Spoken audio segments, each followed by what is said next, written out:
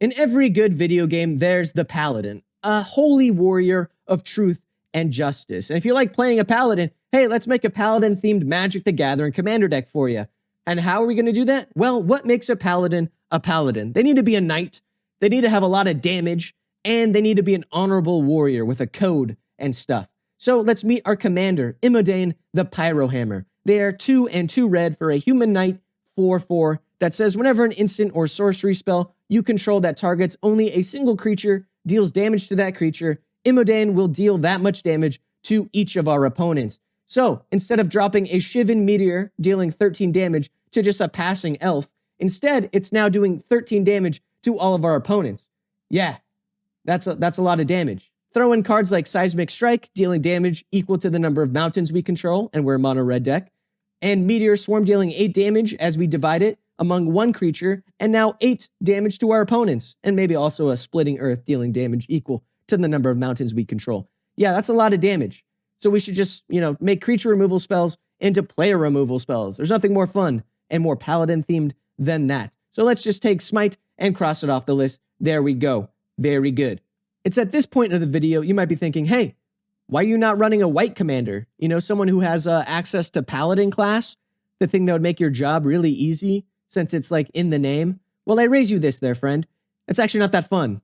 I do it my way, big damage or no way at all. Anyway, Imodain is a knight. And what does every knight fight for? Exactly. Truth and justice. I'm glad we're on the same page here. It's a 3 mana artifact equipment for equip cost 2.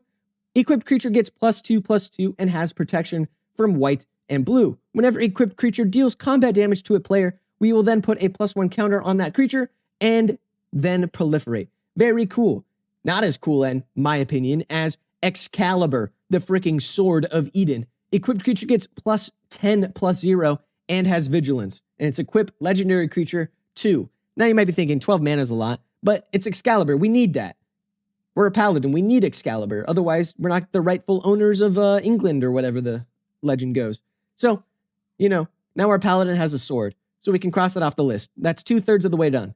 Now you might be wondering, honorable? None of my opponents are going to agree to fight me fairsies and squaresies. They all play stacks. Well, we're going to make them play fair and honorably with a card like Silent Arbiter. 4 mana artifact creature construct that says no more than one creature can attack each combat and no more than one creature can block each combat. This makes everything a nice, fair 1v1 with our commander. Yeah, it's epic, it's awesome, it's good. Similarly, we have Raging River, not the water park, but kind of. It's 2 red mana for an enchantment that, let me sum it up for you because it's a lot of words. It takes the battlefield and then it splits it in half. Your opponents get to choose a side, left or right, whenever they block, and then you just go after whatever side you want to fight them on, if that makes sense. Hopefully it does, whatever, you can Google it.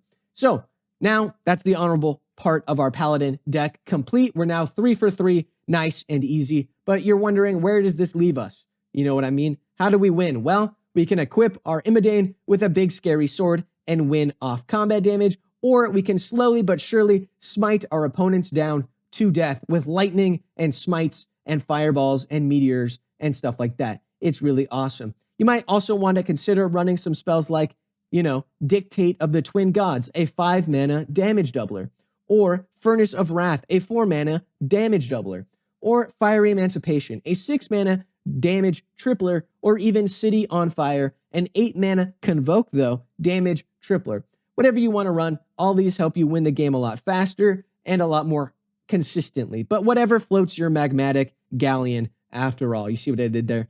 Anyway, here's the rest of the cards in the deck list. They should be speeding by real quick. Meow. There you are. If you want, you can just check the description. I put them all there. Anyway, very cool. That brings us to the end of the video. If you liked it, leave a like. If you subscribe, subscribe. If you have some extra money lying around, donate to the children in Palestine using the link in the description down below. And hey, what's your favorite class? Is it Bard? Is it Sorcerer, Warlock, etc.? Leave it in the comments down below, and I will do a video on that next time. See you in the next one. Peace out.